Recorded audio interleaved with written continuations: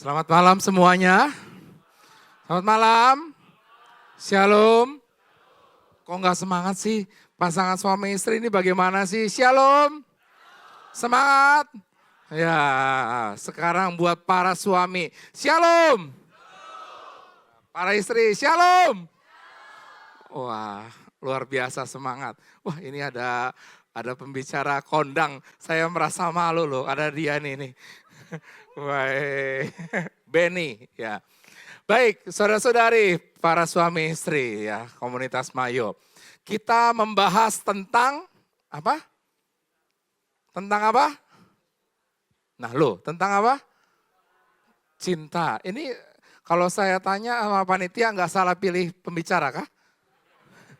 Emang panitia yakin saya penuh dengan percintaan yang banyak? Oke, bicara cinta ya. Sekarang saya mau tanya, apa arti cinta buat Anda semua? Apa arti cinta? Nah loh, Anda ini sudah menikah semua kan? Nah, apa arti cinta? Kasih, enggak konkret. Cinta itu apa? Komitmen. Ada lagi? Pengorbanan. Pengampunan tanpa syarat. Oke, sekarang saya mau tanya. Para suami, Anda itu mencintai istri Anda? Kok ada yang bilang amin?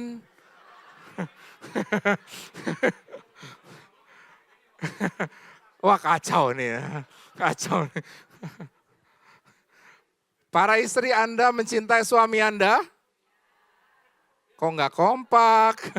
Kok ragu-ragu? Oke, apa buktinya Anda mencintai suami Anda dan istri Anda? Nah, bingung kan? Bingung kan? Coba sekarang dilihat, pasangan Anda dilihat, Jangan lihat pasangan orang lain. Pasangan Anda dilihat. Tanya, kamu mencintai saya enggak? Tanya. Cinta enggak? Cinta enggak? Oke, tanya. Oke, sudah ditanya? Oke, sekarang saya mau tanya kepada para suami. Ya, saya random aja ya. Ya. Sudah nanya ke istri? Ya. Istrimu mencintai? Mencintai. Apa buktinya istrimu mencintai selama dalam hidupmu? Sampai sekarang masih bareng. Sampai sekarang masih bareng. Jadi kalau besok nggak bareng berarti nggak mencintai. Ini buktinya ya. Oke, baik. Sekarang kepada istri. Istri siapa yang mau saya tanya? Istri? Oh mau ditanya ya. Kacau loh ini. Suaminya yang nunjuk loh. Tolong nih. Kacau nih. Iya. Kamu mencintai suamimu? Jelas. Apa yang membuat kamu mencintai suamimu? Apa ya? Nah lu nggak tahu? Ganteng. Hah? Ganteng banget. Ganteng banget. Emang ganteng? Kacau nih. Oke, baik. Nah, saudara-saudari, para Bapak Ibu, saudara-saudari semua, cinta itu bisa luntur nggak? Bisa luntur? Saya mau tanya, siapa di sini yang hidup perkawinannya paling lama? Ada yang paling lama? Coba tunjuk tangan. Mungkin ada yang di atas 10 tahun? Oke, di atas 15 tahun? Oke, yang di atas 20 tahun? Enggak ada? Ada? Di atas 10 tahun. Oh Bapak Ibu, oh itu Ibu 50 tahun ya perkawinan ya? Bapak Ibu nggak salah masuk di sini. Kirain Anda salah masuk ruangan di sini. 40 tahun, luar biasa. Nah tapi dalam perjalanan cinta Anda sebagai suami istri, seringkali itu mengalami luntur, benar enggak? Jatuh bangun, benar? Ya, maka kalau Anda menikah, Anda jangan bayangkan cinta Anda pertama kali ketika Anda pacaran, sampai Anda nanti, misalnya nanti bertahun-tahun menikah, lalu cinta Anda masih tetap segitu. Kadang-kala naik turun, kadang-kala bertambah, kadang-kala berkurang sedikit. Benar nggak? Kok yang jawab benar itu bapak-bapak ya? Oke, saudara-saudari, kita bicara keutuhan cinta ya. Bagaimana para murid Yesus juga sama. Mereka juga merasakan bahwa mereka itu punya cinta yang luar biasa sama Yesus. Kita belajar dari para murid. Mereka itu mau merasa bahwa hidup mereka itu dekat dengan Tuhan. Maka mari kita lihat. Ya, saya mengajak Anda semua untuk melihat slide yang sudah saya persiapkan. Ada itunya kah? Ya. Nah, saya terinspirasi begini. Ya. Saudara-saudari, seringkali cinta itu kadang-kala luntur, benar ya? Bahkan para murid sama. Para murid cintanya tuh kadang-kala bisa luntur. Ya. Kenapa? Karena mungkin kecewa, karena frustrasi, sama seperti kita. Kalau hidup rumah tangga kita, seringkali bisa luntur, bisa naik turun perjalanan cinta kita. Karena seringkali kita mungkin pernah kecewa, kita mungkin merasa ada percekcokan di antara suami istri, beda pendapat sehingga mengatakan, kok begini ya suami saya, kok begini ya istri saya, kok agak mengecewakan ya, kok dulu nggak begitu ya, kalau lagi cinta, lagi masa pacaran, apa yang terjadi? Tai aja rasa coklat. Pernah yang ngerasain ya? Itu kalau lagi pacaran, bener gak? Kalau Anda sudah baru masuk mulai 5 tahun perkawinan begitu ya. Lalu masih kan cinta itu masih rasanya wah honeymoon, berbunga-bunga. Mulai masuk 5-10 tahun hidup perkawinan mulai banyak masalah. Masalah sama istri, masalah sama suami, apalagi masalah sama mertua. Benar gak? Nah saudara-saudari, Yesus dan para murid juga bisa mengalami hal yang sama. Belajar dari Yesus dan para murid. Ketika para murid itu lagi cinta-cintanya sama Yesus. Bayangkan para murid itu lagi cinta-cintanya sama Yesus. Tapi tiba-tiba Yesus harus meninggal. Yesus harus wafat. Yesus harus meninggalkan mereka semua. Ini walaupun masa prapaskah, saya membahas bacaan ini, bacaan yang setelah kebangkitan. Jadi saya mau menunjukkan bahwa ketika para murid sedang cinta juga sama Tuhan, tiba-tiba harus pergi Yesus dengan wafat di kayu salib. Dan dia mau tidak mau, mereka mereka harus menerima situasi itu. Maka saya mengambil bacaan dari kisah di Emmaus ya. Lalu nanti ada sambungannya. Ya, mari kita lihat bersama. Saya akan bacakan ya. Pada hari itu juga 2 orang dari murid-murid Yesus pergi ke sebuah kampung bernama Emmaus. Terletak kira-kira 7 mil jauhnya dari Yerusalem. Dan mereka bercakap-cakap tentang segala sesuatu yang telah terjadi. Next, tolong. Ketika sedang mereka bercakap-cakap, bertukar pikiran datanglah Yesus sendiri mendekati mereka. Berjalan bersama-sama dengan mereka. Tetapi ada sesuatu yang menghalangi mata mereka sehingga mereka tidak dapat mengenal dia. Yesus berkata kepada mereka, apakah yang kamu percakapkan sementara kamu berjalan? Maka berhentilah mereka dengan muka muram. Seorang dari mereka namanya Kleopas menjawab, adakah engkau satu-satunya orang asing di Yerusalem yang tidak tahu apa yang terjadi di situ pada hari-hari belakangan ini? Katanya kepada mereka, apakah itu? Jawab mereka, apa yang terjadi dengan Yesus orang Nazaret? Dia adalah seorang nabi yang berkuasa dalam pekerjaan dan perkataan di hadapan Allah dan di depan seluruh bangsa kami. Tetapi imam-imam kepala dan pemimpin-pemimpin kami telah menyerahkan dia untuk dihukum mati dan mereka telah menyalibkannya. Padahal kami dahulu mengharapkan bahwa dia yang datang membebaskan bangsa Israel. Tetapi sementara itu telah lewat 3 hari sejak semua itu terjadi. Beberapa perempuan dari kalangan kami mengejutkan kami. Pagi-pagi buta mereka pergi ke kubur, tidak menemukan mayatnya. Lalu mereka datang dengan berita bahwa telah kelihatan kepada mereka malaikat-malaikat yang mengatakan bahwa ia hidup. Dan beberapa teman kami telah pergi ke kubur mendapati bahwa memang benar yang dikatakan perempuan-perempuan itu. Dia tidak mereka lihat. Lalu ia berkata kepada mereka, hai kamu orang bodoh, betapa lambannya hatimu sehingga kamu tidak percaya segala sesuatu yang telah dikatakan para nabi. Bukankah Mesias harus menderita semuanya untuk masuk ke dalam kemuliaannya? Lalu ia menjelaskan kepada mereka apa yang tertulis tentang dia dalam seluruh kitab suci, mulai dari kitab-kitab Musa dan segala kitab nabi-nabi.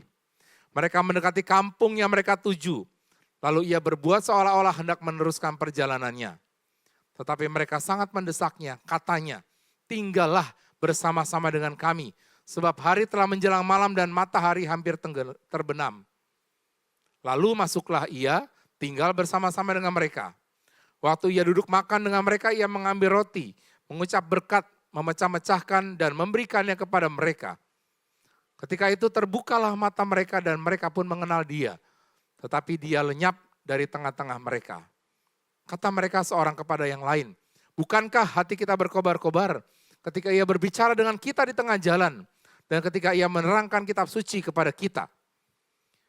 Lalu bangunlah mereka dan terus kembali ke Yerusalem.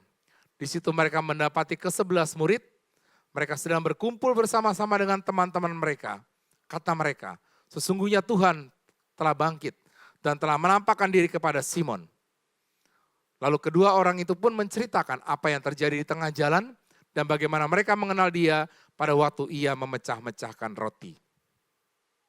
Next. Nah, saudara-saudari, ini yang saya katakan. Bayangkan, saya bisa bayangkan kalau saya sebagai para murid pada saat itu lagi honeymoonnya sama Yesus, gitu ya. Yesus kan mulai berkarya umur 30 apa 33? 30. Dia wafat usia 33. Berarti cuma 3 tahun.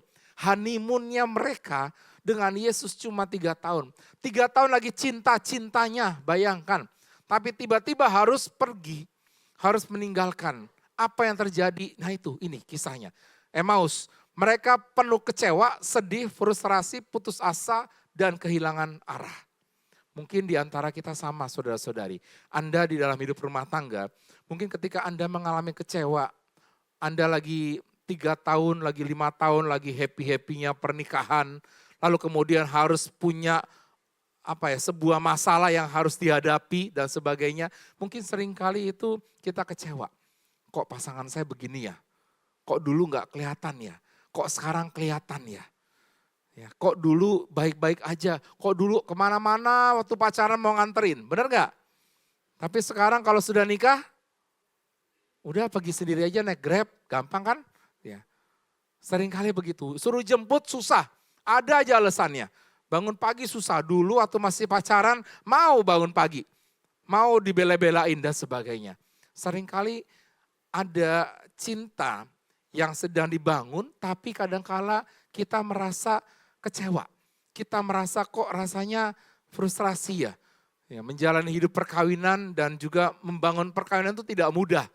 Ya, dengan tuntutan anak, punya anak 1, 2, 3 dan sebagainya. Seringkali waduh udah sibuk dengan anak, udah gak bisa memperhatiin keluarga, udah gak memperhatikan pasangan, semuanya sibuk ngurusin anak.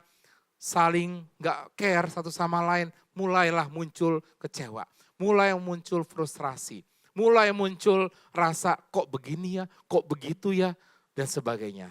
Nah itu yang terjadi para murid sama, mereka kehilangan arah, disorientasi di dalam hidup mereka. Ya. Lalu apa yang terjadi? Next, mereka punya cara pandang yang salah. Ya. Mereka berpikir di dalam bacaan tadi, mereka berpikir Yesus itu yang mereka ikuti selama 3 tahun adalah seorang guru yang benar-benar menjadi nabi, yang tidak bisa disentuh oleh siapapun, yang gak bisa dilukai oleh siapapun, dan mereka ikutin itu. Tapi nyatanya apa? Tiba-tiba harus dihianati, tiba-tiba harus menanggung dia wafat di salib, dia bisa luka, dia bisa mati, kecewa. Padahal ketika di usia 30 tahun mereka direkrut oleh Yesus untuk menjadi muridnya, mereka dipilih, mereka bangganya bukan main. Bisa dibayangkan, bangga luar biasa. Wah saya ini pendampingnya Tuhan, saya ini orang yang dipilih Tuhan, bangga. Dia bukan sesuatu, bukan pengalaman yang tidak bangga, mereka sangat bangga sekali. Cuman bayangkan mereka ikuti, oh inilah guru saya, ini Yesus ini putra Allah. Gak akan dilukai, gak akan disentuh, gak akan dihianati, bahkan gak akan wafat. Tiba-tiba cuma 3 tahun, bayangkan. Saudara-saudari, kalau Anda itu terjadi dalam hidup Anda, itu juga hancur. Ada pasangan suami istri yang pernah saya berkati pernikahannya, itu cuma bertahan 10 tahun. 10 tahun menikah. Setelah itu bubar. Ya bukan karena dulu enggak tahu ya kenapa masalahnya. Cuman ada masalah-masalah yang tidak bisa dipecahkan di dalam rumah tangga mereka. Sehingga mau tidak mau sekarang mereka bubar. Dan mereka tinggal masing-masing. Ya. Mereka sudah kecewa. Ya, mereka sudah penuh banyak kebencian yang terpendam. Maka saudara-saudari, kalau bicara cinta, kalau kita lagi hidup perkawinan, bangunlah cinta Anda di dalam hidup perkawinan dengan pasangan Anda. Membangun cinta itu tidak mudah. Membangun cinta itu butuh hati. Ya. Kadangkala dalam membangun cinta, dalam menjaga cinta yang utuh dalam hidup keluarga, dalam hidup Anda, perkawinan di cinta yang utuh itu enggak gampang. Banyak tantangan, banyak godaan. Suami banyak godaan, istri banyak godaan. Hidup keluarga banyak godaan, banyak tantangan, banyak kesulitan. Macam-macam. Iblis banyak masuk di dalam hidup kita seringkali. Ketika kita itu tidak mudah menjaga keutuhan cinta. Dan seringkali kalau keutuhan cinta itu sudah mulai pudar, udah mulai menurun, udah mulai sedikit retak di dalam hidup rumah tangga, wah udah. Itu apa yang terjadi? Ini semua kecewa, frustrasi, ngapain dulu saya nikah sama dia? Ngapain saya mutusin nikah begini? Mulai kecewa. Ya. Dan bahkan sudah mulai berpikir dengan cara yang salah. Tuhan, engkau itu menunjuk pasangan saya yang salah. Kenapa sih Tuhan menunjuk pasangan dia? Kenapa harus sama dia itu ya? Kok dia begini sekarang Tuhan? Mulai mempersalahkan Tuhan. Sama dengan para murid.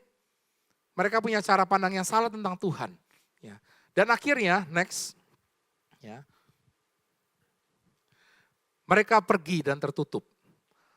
Kisah ke Emmaus, perjalanan ke Emmaus itu adalah karena apa? Karena mereka kecewa. Di Yerusalem mereka kecewa. Mereka tidak mendapatkan figur Yesus yang mereka bayangkan. Mereka pergi ke Emmaus. Emmaus itu pulang kampung, ke kampung Emmaus. Mereka pulang ke kampung mereka mengatakan ngapain lagi saya di Yerusalem? Ngapain saya ngikutin Yesus lagi? Udah mati dia. Udahlah saya pulang aja. Maka dalam bacaan tadi muka mereka muram, mereka sedih, mereka bete, mereka situasinya begitu. Pergi mereka. Nah ini bisa terjadi. Bapak, Ibu, Saudara-saudari, rekan-rekan, ini bisa terjadi dalam hidup kita, dalam perkawinan kita.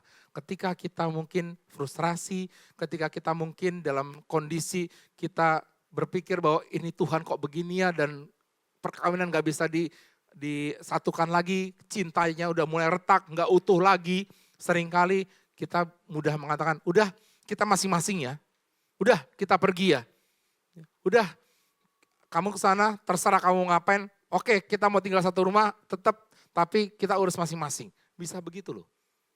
Kalau ini yang terjadi. Cinta yang sudah Anda bangun dalam rumah tangga Anda masing-masing, itu mulai tidak utuh lagi, udah mulai retak. Gitu ya. Sama dengan para murid begitu juga. Next. Nah, tapi apa yang terjadi? Yesus tahu situasi mereka. Nah ini yang menarik. Ini dimulai prosesnya. Ketika Yesus tahu para muridnya seperti itu, Yesus tahu orang-orang yang seperti itu, penuh dengan kecewaan, lagi situasi cintanya mulai retak, mulai dipertanyakan dan sebagainya. Yesus hadir bersama mereka, berjalan bersama dengan mereka. Yesus mengikuti mereka, Yesus hadir di tengah-tengah mereka berjalan. Nah maka Yesus berkomunikasi, Yesus mulai tanya, apa yang kalian perbincangkan? Lalu mereka mengatakan, apakah engkau orang satu-satunya tidak tahu apa yang sedang terjadi saat ini di Yerusalem? Itu loh, Yesus tuh mati. Padahal dia itu adalah dulu kebanggaan kami. Dulu tuh orang yang kami ikutin, tapi mati, wafat. Tetapi Yesus mau tetap jalan, hadir. Next. Dan apa yang terjadi? Yesus memulihkan hati mereka. Bayangkan, Yesus berjalan bersama mereka ngedumel. 2 orang murid Emmaus ini ngedumel, ngoceh panjang lebar, kecewa, diungkapkan semua. Tapi Yesus berjalan, Yesus tetap setia menemani mereka berdua. Selama perjalanan ke Emmaus. Dan setelah itu Yesus menjelaskan kitab suci, menjelaskan macam-macam, sehingga hati mereka mulai terbuka. hati mereka mulai dipulihkan.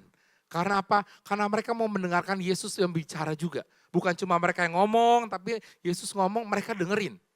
Dan hati mereka dipulihkan. Sehingga dalam bacaan tadi dikatakan bahwa ketika hari sudah mulai sore, mereka mulai terbuka. Ayo tinggal bersama dengan kami. Hari sudah sore, ayo masuklah. Tinggal aja dulu lah. Padahal Yesus akan-akan mau pergi, mau meninggalkan mereka. Tetapi mereka mengajak.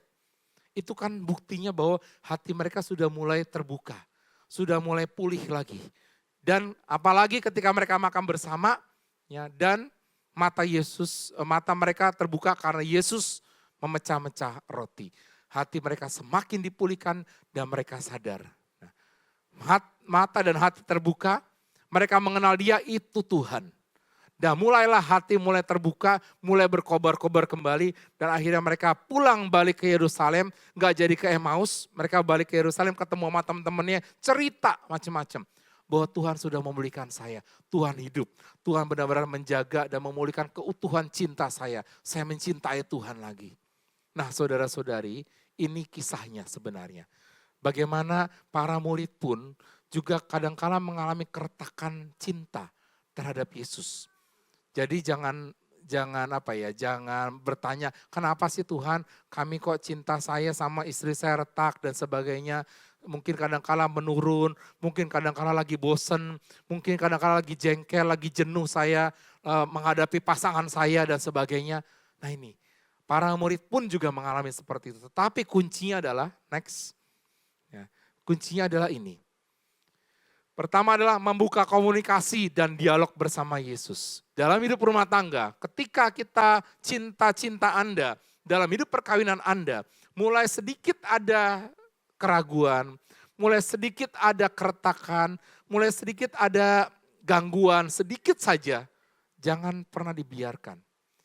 Ajak sama-sama pasangan Anda duduk berdoa. Komunikasi, dialog dengan Yesus. Tanya Yesus, Tuhan kenapa? Kami kok merasa begini Tuhan. Ajak berdoa berdua, jangan cuma sendiri. Ajak pasangannya, duduk bersama, lalu kemudian doa di hadapan Tuhan. Kenapa Tuhan? Kok kami rasanya mulai agak suka curiga. Tuhan begini, berdua berbicara tetapi bersama dengan Tuhan. Seringkali kalau kita bicara berdua tanpa Tuhan, yang terjadi apa? Berantem, ya kan? Kok kamu begini sih? Kok kamu begini sih? Kamu curiga dan sebagainya. Gak usah begitu. Mari, kalau sudah mulai ada suasana-suasana yang cintanya sudah mulai tidak utuh lagi dalam hidup Anda, mulai sedikit saja ada kelonggaran, ada menurun, maka datanglah sama Tuhan. Yang kedua adalah ini, menawarkan Yesus tinggal bersama. Ini kuncinya. Kedua murid Emmaus, kuncinya ketika mereka kembali utuh hidup cinta mereka, itu karena apa? Karena mereka menawarkan Yesus dan membuka hati, Yesus tinggal bersama dengan kami. Ayo, hari sudah mulai sore. Maka saudara-saudari, Bapak Ibu, Anda semua yang dalam hidup perkawinan, saya tahu hidup perkawinan itu tidak mudah. Berat tantangannya. Mulai dari Anda mulai menikah, mulai dari pasangan Anda, suami istri Anda saja masing-masing itu harus menyesuaikan diri. Kebiasaan-kebiasaan. Itu mulai disesuaikan. Itu aja tantangannya bukan main. Belum habis itu apa? Mertua. Ya, mertua tantangannya juga. Dan orang tua. Ada orang tua atau mertua yang mau ikut campur dalam hidup rumah tangga perkawinan. Itu lagi masalah lagi. Ya, seringkali itu tantangan. Lalu kemudian mulai lahir anak. Itu lagi tantangan baru. Mulai jaga baby, mulai anak menangis ketika malam hari. Terus mulai anak sekolah. Ya. Ini saya cerita ini seakan-akan saya pengalaman ya. Ya kira-kira begitulah ceritanya. Benar gak Bapak Ibu? Ya, Anda kan yang mengalami gitu ya. Lalu kemudian mulai anak remaja, kasusnya beda lagi. Menghadapi anak remaja, susah diatur. Mulai susah diajak ke gereja bareng. Mulai susah diajak pergi bareng. Dan sebagai punya dunianya sendiri. Macam-macam. Ya. Sampai terus itu kehidupan. Nah itu yang terjadi. Maka ini ya kuncinya adalah mari kita tawarkan Yesus untuk tinggal bareng bersama kita. Dalam hidup perkawinan Anda. Ketika cinta Anda mulai sedikit runtuh ya udah.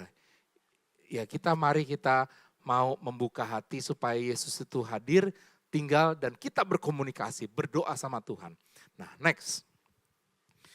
Ketidakutuhan cinta dalam hidup itu kadangkala dalam relasi rumah tangga, suami istri, itu disebabkan karena apa? Ini 3 hal. Dosa, ego, dan munafik. Itu 3 kata bagi saya ya, bagi saya. Mungkin Anda menemukan kata sendiri, tapi bagi saya, cinta menjadi tidak utuh dalam rumah tangga itu karena ada dosa. Benar nggak? Ya, dosa macam-macam kan? Ya, kita tahu dosa. Ya. Lalu yang kedua ada ego, masing-masing punya ego. Suami istri punya ego masing-masing. Itu bisa menjadi tidak utuh lagi loh cinta. Bisa menjadi retak loh cinta. Dan yang ketiga munafik. Ya, di depan baik-baik, di depan oke, tapi di belakangnya penuh dengan luka. Penuh dengan kebencian di dalam hidup rumah tangga. Depan suami, depan istri, ya udah oke. Depan mertua, depan orang tua, iya oke. Tapi ketika di belakangnya, wah penuh dengan dendam, benci, marah, lukanya banyak. Itu tinggal tunggu waktu aja nanti. Mengatakan udah kita pisah, itu tinggal tunggu waktu aja kalau begitu. Itu yang terjadi. Ada dosa, ada ego kita masing-masing, ada kemunafikan kita seringkali. Ya. Maka kalau jadi suami istri Anda, pasangan rumah tangga, Anda jangan pernah Anda itu munafik dengan pasangan Anda. Apa adanya, yaitu ketulusan Anda yang dilihat. Ya suami yang tulus. Bukan dengan pasang muka munafik gitu ya. Tindakan juga jangan tindakan yang munafik, tapi dengan yang ketulusan. Ya. Lalu kemudian itu yang menyebabkan juga berbagai macam hidup kita, relasi kita menjadi tidak baik. Ya dengan sesama, dengan suami istri, bahkan dengan lingkungan hidup. Kalau kita melihat Arda sekarang, KAJ, itu kan juga bicara lingkungan hidup gitu ya. Bagaimana kita memperhatikan lingkungan hidup, sama. Itu karena manusia itu punya ego. Ya, di dalam hidupnya dan sehingga membuat lingkungan hidup menjadi tidak baik. Gitu ya. Terus next. Nah, ada dikatakan begini, dari Laudato Si, kerusakan pada satu bagian ciptaan adalah luka pada seluruh tubuh. Paus Fransiskus mengatakan begini, semuanya saling terhubung dan perlindungan otentik untuk hidup kita sendiri dan hubungan kita dengan alam tidak dapat dilepaskan dari persaudaraan, keadilan, dan kesetiaan kepada yang lain. Jadi kalau salah satu rusak, itu pasti akan bisa merusak yang lain. Intinya gini, ketika cinta Anda mulai sedikit luntur, sedikit ada gangguan, percayalah kalau itu dibiarkan terus, akan merambah merusak ke yang lain. Maka harus dijaga cinta Anda. Jangan sampai Anda itu tetap menjaga cinta yang sudah mulai luntur, makin lama makin hilang cintanya. Makin gak ada rasa, makin hambar rasanya hidup di dalam rumah tangga, itu bahaya. Jadi harus kita hati-hati. Ya. Next. Dalam Lukas 13, 5-9, ya, Yesus itu membuat cinta itu menjadi utuh di dalam hidup ini. Dikatakan dalam Lukas ini intinya ini kalimat yang di atas. Ya. Jikalau kamu tidak bertobat, kamu semua akan binasa. Dan ini adalah kisah pohon ara. Ya, kisah pohon ara. Jadi pohon ara itu kan dia mau mati. Terus kemudian si tuannya mengatakan ini enggak berbuah lagi nih. Ini katanya sudah mau mati ini pohon ara ini. Antara hidup mau mati tak segan. Ya. Terbalik ya. Berarti Anda masih sadar. Ya itulah kira-kira ya. Nah, sampai mana sih saya tadi ya? Ya itulah pokoknya. Jadi pohon ara itu seperti itu. Sehingga mengatakan udah tebang ini ngapain dibiarin. Udah angkat semua. Tapi si orang yang merawat mengatakan jangan, berikan satu kesempatan lagi, setahun lagi deh supaya dia berkembang lagi. Ya, jadi Tuhan itu memberikan kesempatan lalu dia mengatakan iya ya udah saya berikan kesempatan. Nah itulah kesempatan, kuncinya adalah kesempatan. Ya, kalau cinta sudah mulai tidak utuh, maka ketika mau menjadi utuh kembali berikan kesempatan. Tidak ada kata terlambat untuk memperbaiki. Ya, mungkin kita memang punya dosa, mungkin kita punya salah, mungkin kita punya suasana yang tidak pas gitu ya dalam hidup kita, punya kekurangan. Tapi kunci adalah berikan kesempatan buat pasangan kita memperbaiki, berikan kesempatan buat dia lebih baik lagi, itu kuncinya. Saudara-saudari, Anda ini tidak sempurna, saya juga nggak sempurna. Tidak ada manusia yang sempurna. Anda menjadi suami istri juga nggak sempurna kan? Enggak. Nggak ada suami yang sempurna, ada? Nggak ada. Ada yang istri yang sempurna? Nggak ada. Tapi kadang-kala kita melihat, istri saya begini, istri kamu kok nggak begitu ya? Rumput tetangga, seringkali begitu. Maka seringkali, mari kita sadar bahwa tidak ada orang yang sempurna.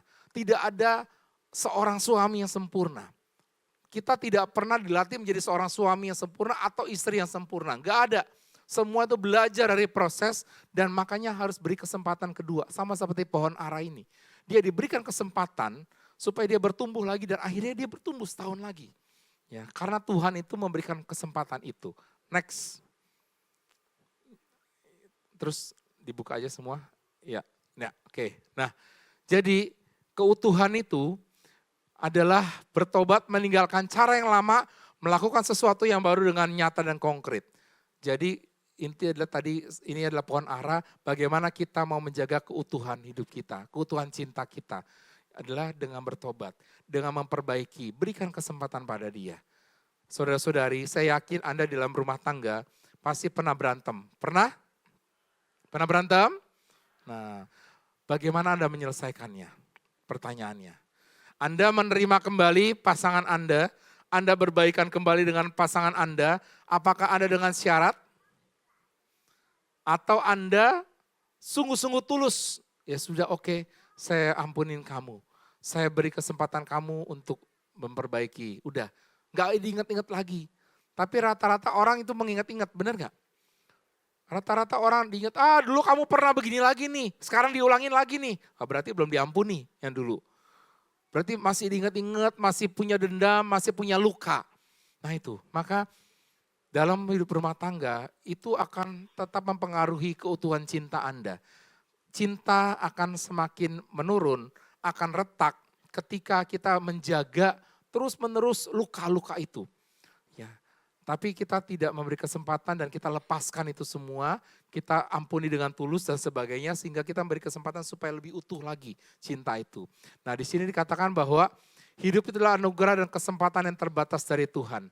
Maka Tuhan memberikan waktu kesempatan melakukan perubahan sehingga dapat utuh kembali. Pertanyaannya buat Anda semua, saya percaya Anda kan tadi saya tanya Anda pasti pernah bertengkar, pernah. Anda punya luka, pasti punya luka. Coba di antara Anda duduk di sini, jujur ya, hanya di ruangan ini. Siapa yang masih punya luka terhadap pasangan Anda? Ada yang berani? Kalau nggak berani nggak apa-apa. Ada yang berani? Siapa yang masih punya luka kepada pasangan Anda? Ada yang berani? Oke, ada yang berani, satu. Ada yang berani lagi? Saya nggak nanya lukanya apa itu ya. Cuma mau mengatakan bahwa yaitu kita kadang-kala punya luka. Punya masih dendam, punya amarah yang belum selesai di dalam diri kita. Jangan itu dijaga terus-menerus. Jangan itu dipelihara terus-menerus. Akan menjadi luka yang semakin dalam. Dan akhirnya itu akan meretakkan dan benar-benar cinta Anda akan habis. Ketika punya luka, ketika punya dendam, ketika masih punya ganjalan, selesaikan. Dan jangan sampai tidak selesai. Ya. Next. Di dalam Efesus 4, 2-6, itu disampaikan begini. Hendaklah kamu rendah hati, lemah lembut dan sabar. Tunjukkan kasihmu dalam segala hal. Dan berusaha memelihara kesatuan roh oleh ikatan damai sejahtera. Ikatan damai sejahtera. Kenapa katanya damai sejahtera? Dan bukan hanya damai. Damai aja gampang, benar gak? Damai gampang loh. Tapi damai sejahtera itu lebih di dalam hati kita. Lebih kedalaman, itu damai sejahtera. Kalau cuma damai, ya udah damai di mulut, oke kita damai. Kita baikan. Kita nggak berantem lagi, oke kita nggak berantem lagi. Tapi dalam hatinya coba tanya, apakah saya sejahtera nggak? Jangan-jangan damai cuma di mulut, tapi nggak sejahtera hati saya. Nggak benar-benar terbuka hati saya dan nggak benar-benar mengampuni hati saya. Maka kan dikatakan rendah hati, lemah lembut dan sabar. Itu yang dijaga, itu kuncinya. Selain kita memberikan kesempatan tadi seperti pohon ara, memberikan kesempatan buat orang berubah, buat orang bertobat, buat orang menjadi lebih baik lagi. Tapi dari kita sendiri juga sama. Kita harus menjaga diri kita, ya kita lemah lembut, kita sabar. Kita menjaga damai sejahtera dalam hati kita. Jangan menyimpan luka dan dendam dalam hati kita sebagai pasangan suami istri. Apalagi luka kepada pasangan kita sendiri. Apalagi luka kepada orang tua kita, luka kepada anak-anak kita, begitu ya. Ya mari kita lepaskan itu semua. Next. Terus dibuka aja. Nah ini. Kita dipanggil, saya mengambil poin yang terakhir. Kita dipanggil untuk hidup bukan hanya dengan orang lain, tetapi juga untuk orang lain. Kita hidup bukan hanya dengan orang lain, tetapi untuk orang lain. Anda disatukan dalam hidup pasangan suami istri melalui sakramen pernikahan. Itu Anda bukan hidup dengan orang lain loh. Oke, pernikahan hidup dengan orang lain iya. Tetapi bukan hanya hidup dengan orang lain, tapi hidup untuk orang lain. Maka kalau saya hidup buat suami saya hidup buat istri saya, maka apa yang bisa saya berikan buat dia? Berikanlah tadi seperti pohon ara, kesempatan. Ya. Karena kadang-kala kita mungkin luntur hidup kita, cinta kita luntur, berikan kesempatan kedua. Berikan kesempatan berkali-kali untuk memperbaiki. Dan juga mari kita memperbaiki diri kita juga. Ya, supaya kita lemah lembut dan sebagainya. Karena hidup kita bukan hanya dengan orang lain, tapi hidup kita untuk orang lain. Membahagiakan orang, membahagiakan istri kita, membahagiakan anak kita, membahagiakan orang tua kita. Next. Nah, maka apa yang dipulihkan oleh Yesus dalam hidup sehingga bisa menjadi utuh?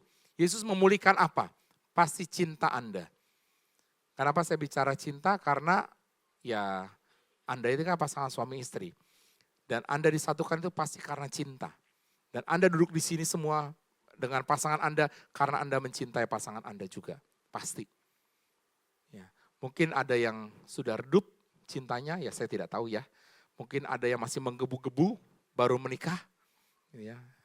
Ada go di situ baru menikah dia. Ya. Ada yang mungkin sudah lama menikah, Bapak Ibu itu ya. Yang 40 tahun pernikahan, luar biasa loh. Tepuk tangan buat 40 tahun pernikahan deh. Pasti jatuh bangun cintanya lebih besar dan lebih banyak. Ya, menjaga cinta yang tetap utuh dari sejak dulu ketika menikah pertama kali sampai dijaga sampai bertahun-tahun sampai 40 tahun itu enggak gampang. Menjaga keutuhan cinta itu enggak gampang. Maka itu ketika kita mau menjaga keutuhan cinta, berkomunikasilah, berdialoglah sama Tuhan, biarkan Tuhan tinggal dalam keluarga kita. Biarkan Tuhan tinggal di dalam hidup kita masing-masing. Ya. Next. Ya.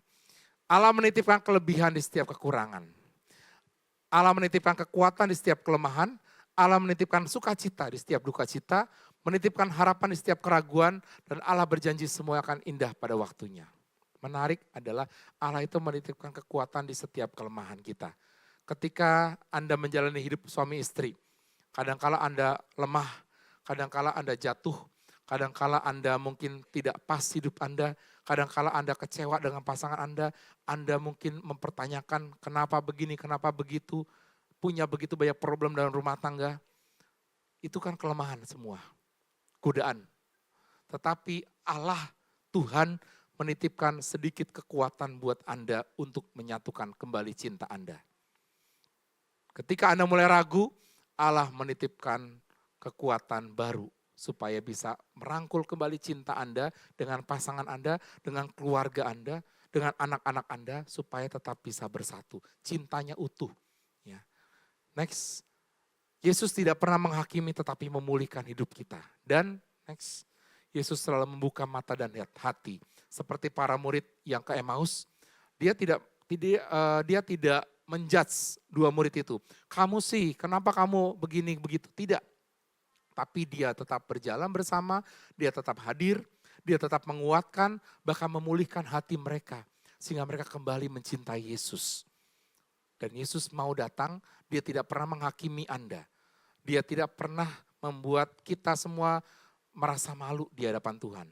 Maka kalau Anda mungkin sedang kecewa sama pasangan, ada yang luka sama pasangan atau dengan orang tua, dengan anak, dengan saudara-saudari yang lain, maka bukalah hati kepada Tuhan. Tuhan tidak pernah menghakimi kita. Tuhan selalu membuka mata dan hati kita untuk memperbaiki relasi kita.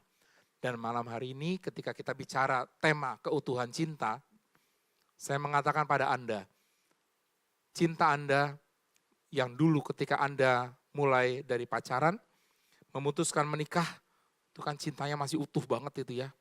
Lalu kemudian mulai menjalani hidup perkawinan tahun pertama, tahun kedua, terus itu ya, terus menerus itu ya. Dan kadang-kala ada jatuh bangun cinta, ada kadang-kala menurun, kadang-kala retak sedikit, kadang-kala bolong sedikit cintanya, kadang-kala mungkin tercoak sedikit, atau mungkin ada yang sedikit yang hilang, sedikit redup. Nah maka mari kita angkat lagi. Kita angkat lagi, biarkan cinta itu malam hari ini biar tetap utuh. Biarkan cinta Anda sama pasangan Anda yang ada duduk di samping Anda masing-masing, itu biar tetap bisa utuh dan jangan retak, jangan terpecah-pecah itu ya. Next. Nah, Yesus selalu menantikan perjumpaan yang memulihkan, selalu. 2 murid Emmaus dipulihkan oleh Yesus. Dan Anda hari ini, Anda datang ke tempat ini, sama. Ketika Anda datang, dengan keterbukaan hati Anda, Tuhan mau memulihkan.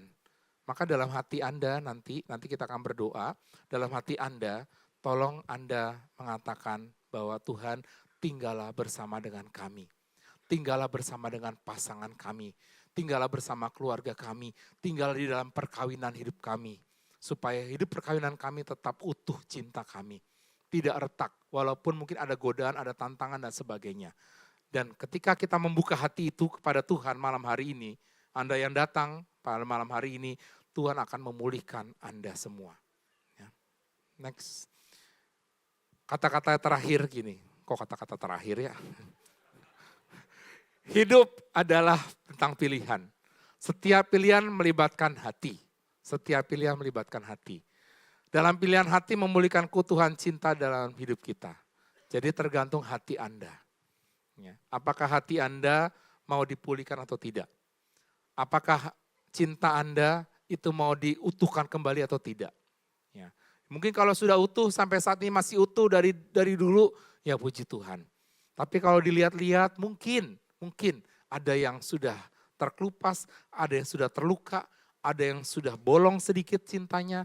Ya mari kita mohon sama Tuhan supaya Tuhan membungkus kembali cinta Anda, supaya cinta Anda tetap kembali utuh ketika Anda pulang dari tempat ini, Anda pulang ke rumah, cinta Anda utuh kembali di hadapan Tuhan. Dan Anda bisa menjalani hidup perkawinan Anda semuanya, keluarga Anda dengan penuh kasih Tuhan. Amin? Amin. Kelihatannya habis ya. Nah, Bapak Ibu, saudara-saudari, mari sekarang saya ajak kita semua berdoa. Saya mau ajak Anda semua berdoa.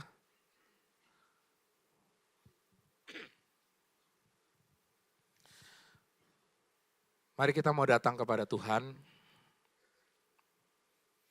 Mari kita mohon Tuhan sendiri yang hadir.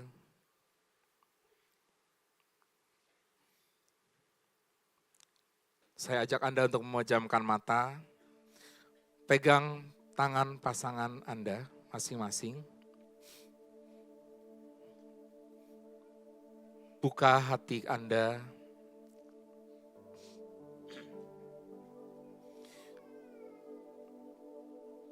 Tanyakanlah secara jujur di dalam hati Anda masing-masing. Apakah cinta yang selama ini saya bangun bersama dengan pasangan saya yang ada di sebelah saya ini adalah cinta yang masih utuh? Atau seringkali saya masih punya ganjalan-ganjalan. Seringkali cinta yang saya miliki mungkin saat ini sedang penuh dengan luka, penuh dengan kecewa, penuh dengan frustrasi, penuh dengan beban. Jujurlah pada hati Anda masing-masing. Jujurlah kepada Tuhan. Malam hari ini Tuhan ingin datang ke dalam hidup perkawinan kita masing-masing. Ingat-ingatlah mungkin Anda luka, ada ganjalan-ganjalan, ada kekesalan, ada kekecewaan terhadap pasangan saya.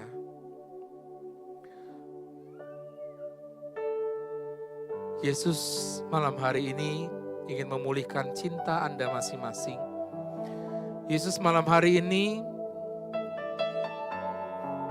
ingin kembali membungkus cinta Anda dengan cintanya yang begitu besar. Mungkin saat ini mari kita buka hati kita kepada Tuhan. Saat ini mari kita melihat Yesus yang mau berkomunikasi dengan kita. Biarkan Tuhan hadir dan tinggal di dalam perkawinan kita masing-masing.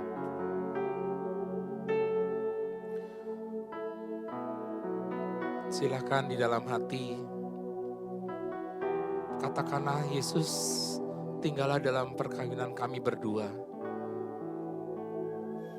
Yesus, jagalah cinta kami, pulihkan cinta kami, Yesus.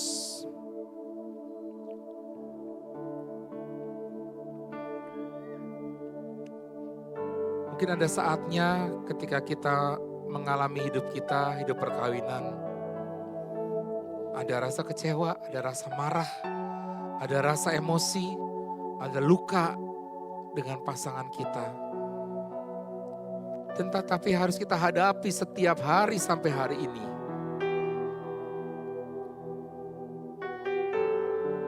Biarkan malam hari ini buka hati Anda.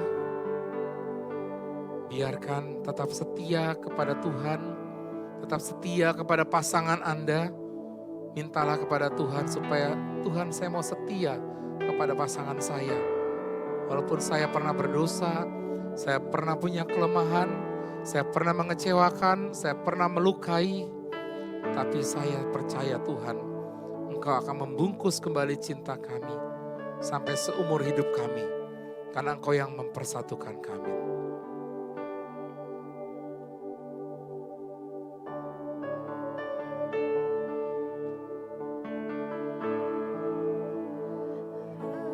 Saatnya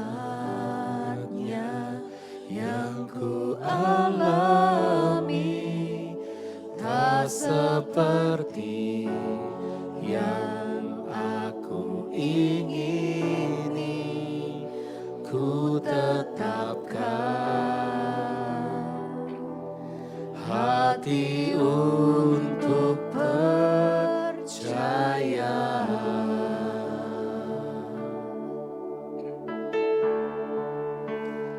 Ada saatnya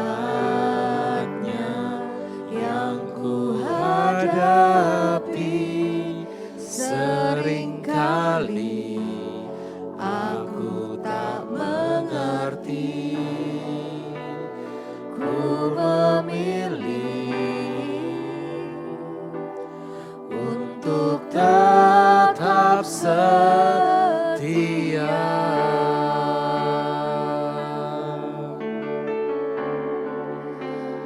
Sampai akhir di hidupku, ku kan tetap menyembahmu,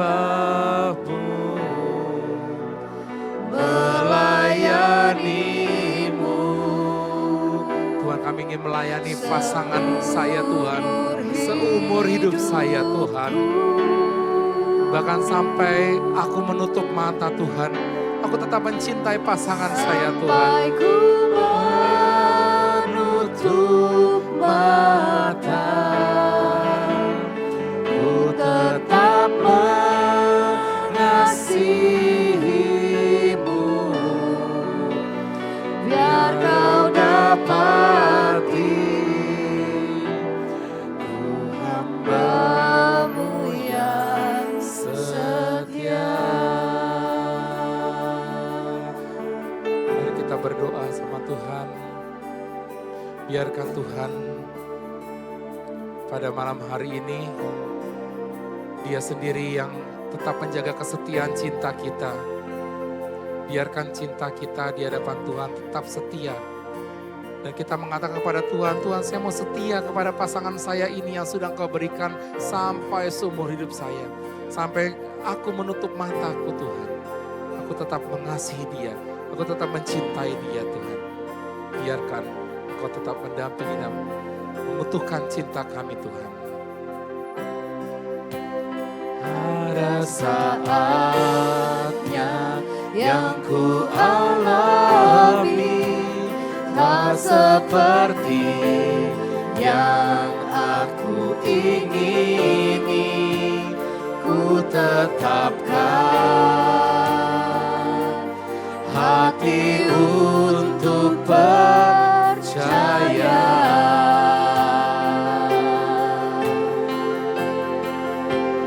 Ada saatnya yang ku hadapi, Ada saat-saat tidak aku ngerti Tuhan, yang ku hadapi setiap hari Tuhan, bersama pasanganku Tuhan. Tapi aku memilih Tuhan, tetap setia Tuhan, bersama dengan pasanganku Tuhan ini, yang aku cintai.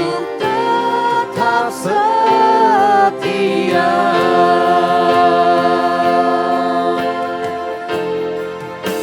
Sampai akhir hidupku, ku kan tetap menyembahmu, melayanimu seumur hidupku. Katakan kepada Tuhan, sampai aku menutup mata Tuhan. Sampai ku menutup mata, Aku tetap mengasihi pasanganku ini ku Tuhan. tetap mengasihimu, biar kau dapati ku hambamu yang setia. Sampai akhir hidup kami Tuhan. Sampai akhir hidupku, ku kan tetap menyembahmu, melayanimu seumur hidupku. Mari kita bagi berdiri. Sampai ku menutup mata, ku tetap mengasihimu, biar kau dapati ku hambamu yang setia. Kita doakan kembali Tuhan sampai akhir hidup kami Tuhan. Sampai akhir di hidupku, ku kan tetap menyembahmu, melayanimu. Silakan bisa Anda peluk pasangan Anda. Seumur hidupku. Doakan di dalam hati Anda dan ucapkan bersama-sama, sampai aku menutup mata. Sampai ku menutup mata, ku tetap Aku tetap mengasihimu pasanganku, dan aku mendapati terus Tuhan. biar kau dapati ku hambamu yang setia.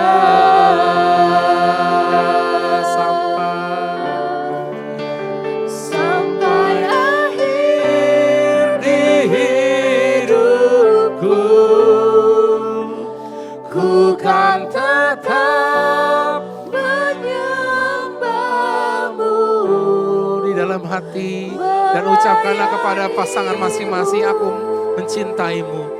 Aku minta maaf kalau aku ada salah. Aku tetap mencintaimu seumur hidupku sampai aku menutup mata. Aku mau tetap mendampingimu, pasanganku. dan aku tetap mencintaimu terus menerus. Ku tetap mengasihimu, biar kau dapati ku hamba-Mu yang setia.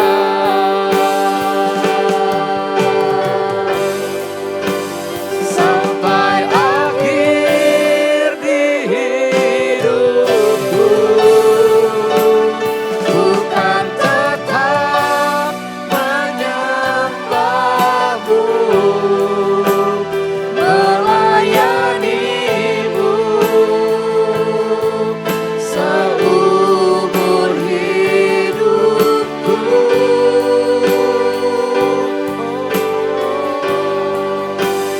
Sampai ku menutup mata,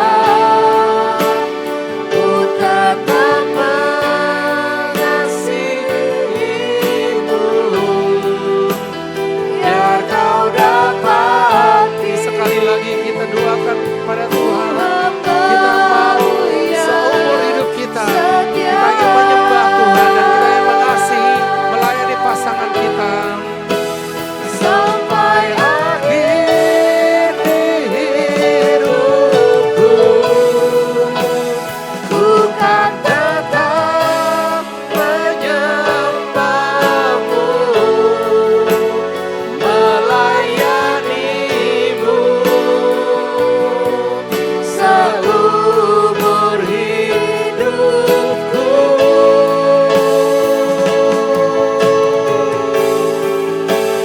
Sampai ku menutup mata, ku tetap mengasihimu, biar kau dapati ku hamba-Mu yang setia. Biar kau dapati, biar kau dapat. Katakan aku istrimu yang setia, ku istrimu yang setia. Sekali lagi kita katakan, biar kau dapat. Ku suamimu yang setia, ku suamimu yang setia.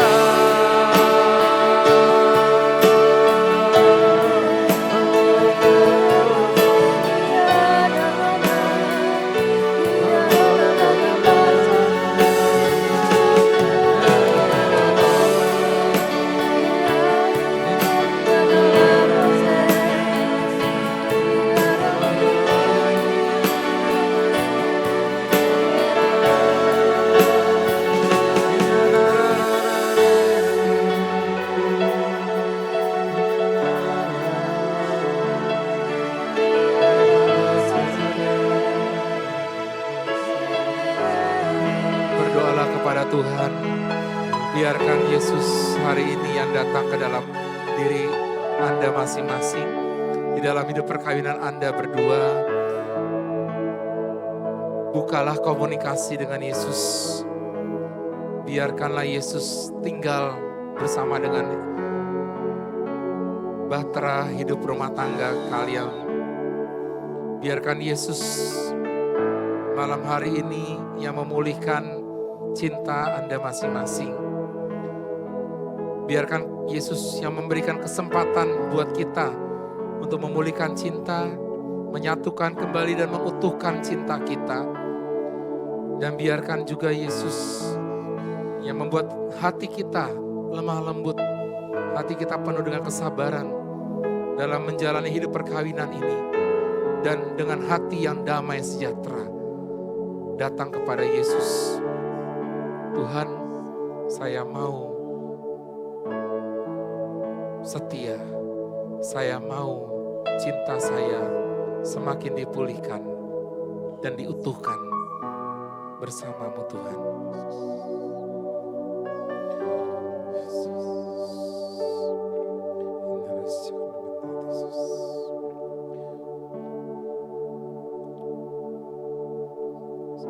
Saudara-saudari, kalau ada yang mau didoakan, kami akan mendoakan. Yang ingin tergerak didoakan bisa maju. Nanti ada tim pendoa yang akan mendoakan bersama dengan saya. Anda bisa maju berdua, pasangan suami istri minta didoakan. Mintalah kasih Tuhan, biarkanlah melalui doa dari Tuhan, kita dipulihkan kembali. Kita mohon rahmat pengampunan dari Tuhan dalam masa prapaskah ini. Biarkan cinta kita kembali utuh di hadapan Tuhan, di dalam rumah tangga kita.